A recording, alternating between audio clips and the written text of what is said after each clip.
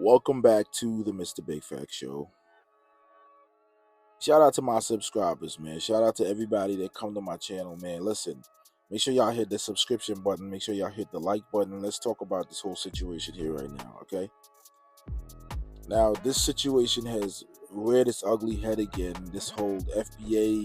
made-up cult group that's hating on the Africans and trying to lump in Caribbean folks in their baseless arguments. Now, I don't quite know what's been going on. I have not been in the loop, but I've seen some videos and some Twitters where people are talking about boycotting African businesses, and this to me is just asinine and it's just really stupid. It's really dumb and infighting again. And I'm just gonna keep it a buck. You guys can disagree with what I gotta say, but this is all the F.B.A.'s fault, because the F.B.A. has been trolling and disrespecting the black immigrant class for a very long time. Tariq Nasheed is the leader of this. This is all he does. He goes on his page every day, and this is what he talks about. He does not talk about real issues that affect black people. He's a fake comedian. He's a clown. And you guys can say what you want to say, but this is just my true feelings about Tariq Nasheed. I don't take him seriously. Now, with you guys, you got a whole bunch of these content creators, as you see on my screen, minus the guy on the right, upper right. He's probably the African brother. That's O'Shea on the left.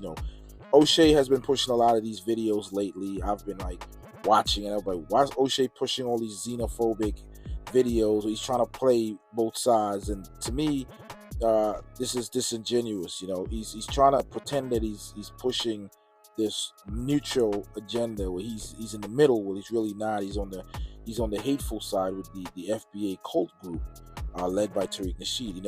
We got these videos with Phil Scott, which he's a big grifter as well. He's talking spicy.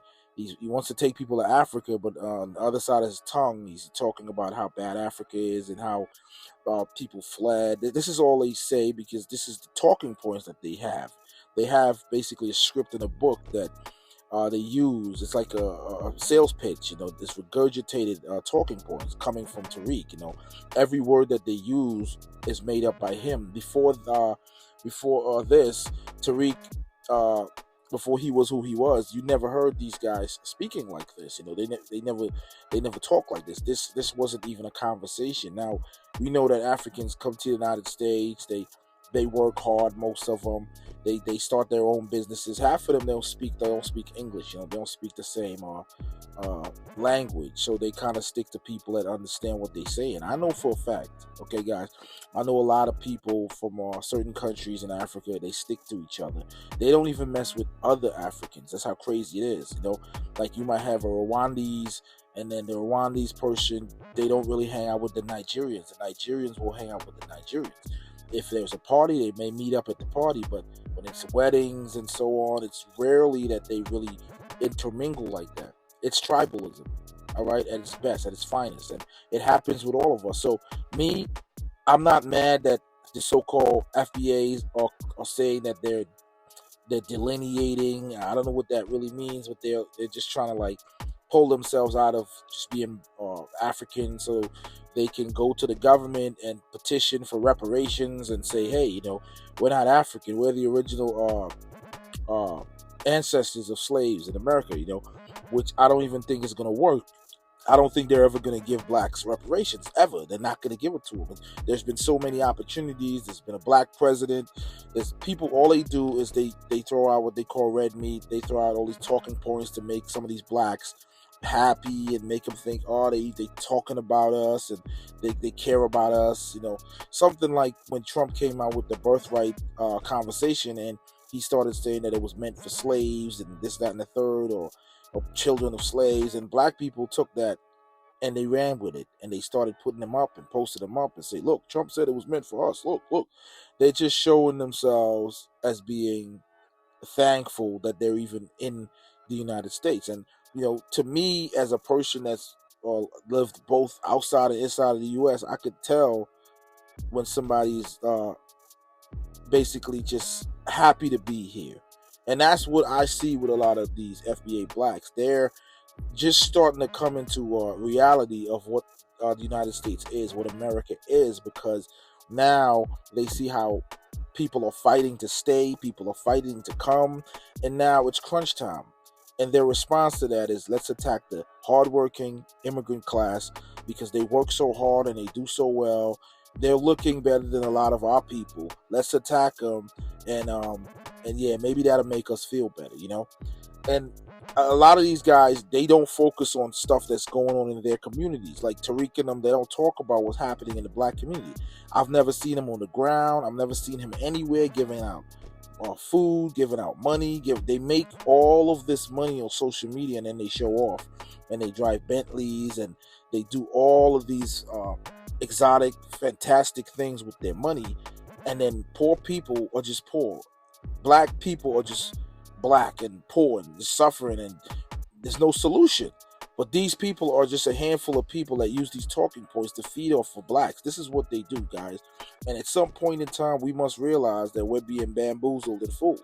And I'm talking about all of them. I'm talking about even Umar. I didn't put him up here in this picture because Umar is not a hater like these guys. Umar tries to get his money by being a nice guy. You understand? But these guys are grifters, guys. Watch these pictures. I should put a wanted sign up here because these dudes are grifters. And what they're doing is they know people sit back and always got their phones. They're always on social media. They get angry when they see stuff like Africans talking bad about black Americans. Let me tell you something. I sit back and I watch some of these videos and I get angry too. I get mad. Like, I saw a video of Anton Daniels, right? Where a girl was talking about how immigrants love America because America's a land of opportunity. And she said she was an immigrant. And he's like, he paused the video and he said, oh, wait, she's an immigrant. She said that? Is she illegal? Is she legal? Like, he doesn't know what an immigrant is. An immigrant is just somebody that ain't native to the soil, that came over here and filed the right paperwork and got legal status. That's an immigrant. Or you have kids. You're the children of immigrants. It's in your bloodline. So a lot of these blacks, they don't understand what the plight. They don't understand the plight of immigrants. They don't really understand immigrants because a lot of them are these Midwestern Southern blacks that really don't know nothing about nothing. They're equivalent to like hillbilly white people, hillbilly redneck white people that just don't know nothing. You know, like Trump supporters. A lot of them are like Trump supporters. They really don't understand the world. They don't understand America. They just hear somebody say something and they all jump on the bandwagon because they think that they're being attacked or their existence is being attacked, and you know, they jump on the bandwagon. As I said, they really don't understand culture. They've never been to a big city. They don't know diversity, and this is why they jump and take the bait and start talking spicy, grimy, disrespectful, calling people names. But when these Africans fight back, they cry foul. The F.B.A.s and the black Americans who's involved, they start crying and saying boycott the Africans because they call this a Nakata, but you've been calling them the dirtiest, worst names in the book. And to me, it seems as if the F.B.A.s or the people that claim to be F.B.A., the cult followers, believe that they can do what they want and have no repercussions to it, right? They can't, they can do what they want, and when anybody who fights back, which is the black immigrants, they go after them even harder, and they're trying to get them to be subservient or to some point. And this is what happened with them, with whites. You know, so they're repeating the behavior that they were taught. That's why people say they don't have no culture, because what I've noticed is a lot of their culture was given to them by the whites, and this is how they act this way. Because real blacks have broken away from that. Majority of black Americans have broken away from that mentality, and the ones that you see on here that's popping off, that's talking shit, a lot of them are the lowest common denominators within the black community. They're poor, they're destitute, they're broke, they're on welfare, they don't have anything. That's why you see them out here just jumping off the bridge, jumping out the window. They really don't have much, but the educated, smart, intelligent black people that go to school, hold a good job, that stay out of trouble, they're not in this conversation.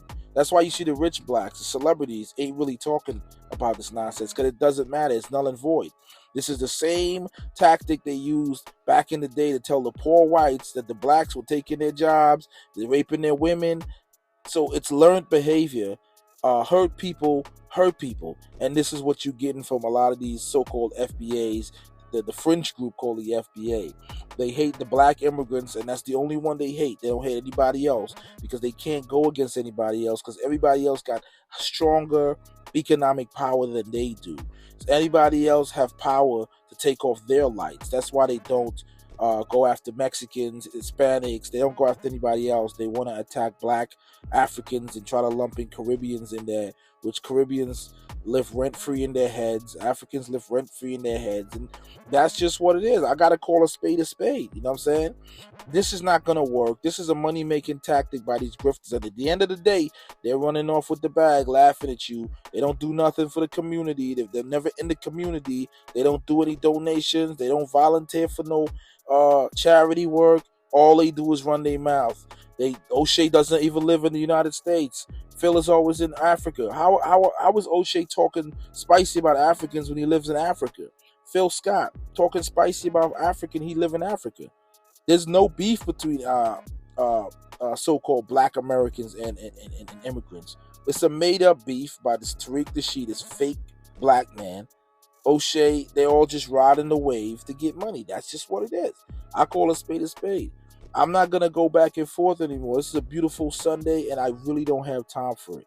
You know what I'm saying? So, y'all make sure y'all like and subscribe to the channel. Leave a comment section and tell me what you guys think about what's going on. I'm so sick and tired of it, man. Because every day I turn the damn phone on and I'm looking at YouTube and somebody talking about black immigrants and you better go back to your country and you fled and this, that. What? Ain't nobody fled. People came for opportunity. Y'all take advantage of the opportunities and nobody would come here. Anyway, y'all, this is Mr. Big Fact signing out. Peace.